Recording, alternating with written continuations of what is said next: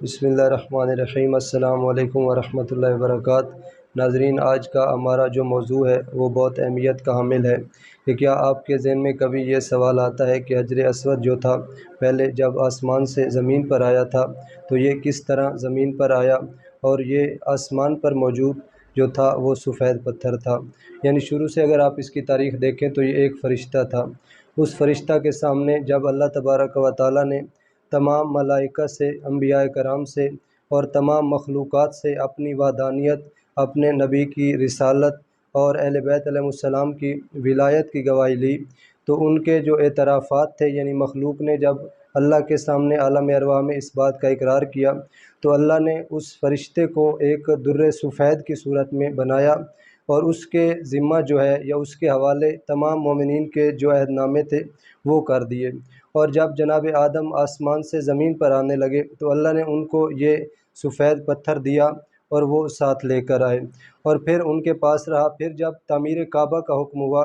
تو جناب آدم علیہ السلام نے اس پتھر کو جو ہے رکن یمانی میں نصب کر دیا، یعنی خانہ کعبہ کے ساتھ نصب کیا۔ جب خانہ کعبہ کی تعمیر کے بعد وہاں پر رکا اور طوفان نوح آنے تک یہ وہاں پر رہا،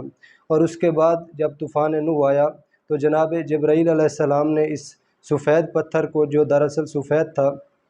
اس کو اٹھا کر ابو قمیس کے مقام پر، یعنی ایک پہاڑ کی چوٹی پر رکھ دیا۔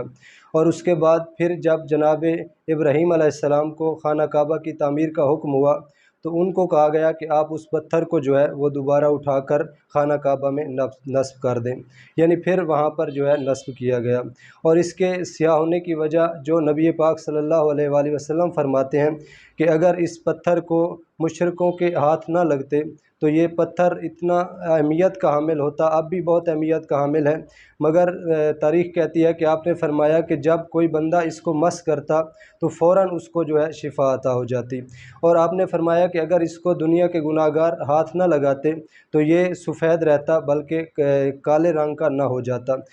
اس کے بعد اس کی تاریخ میں ملتا ہے کہ اگر اس کو آپ دیکھیں تو یہ حجر اسود جو ہے لوگوں کے جو خانہ کعبہ میں جاتے ہیں زیارت کے لیے، وہ ان کی جو زیارت ہے یا ان کا آنا جو ہے اس کے اندر جیسے کہیں کہ اعترافات جو شروع سے تھے وہ اس میں جمع ہو رہے ہیں۔ یعنی اسی لیے کہا جاتا ہے کہ جب آپ حج پر جاتے ہیں تو آپ کے لیے ضروری ہے کہ آپ ہاتھ لگا کر حجر اسود کے سامنے سے اپنا طواف شروع کریں، یا اگر ہاتھ نہیں لگا سکتے تو دور سے ہی حجر اسود کی طرف آپ کا اشارہ کرنا ضروری ہے۔ یعنی روز قیامت یہ گواہی دے گا کہ کون سے لوگ حج کے مقام پر پہنچے تھے اور کیا کیا انہوں نے وہاں پر اعمال انجام دیے تھے۔ تو یہ آج کی ہماری جو ہے معلومات تھی۔ والسلام۔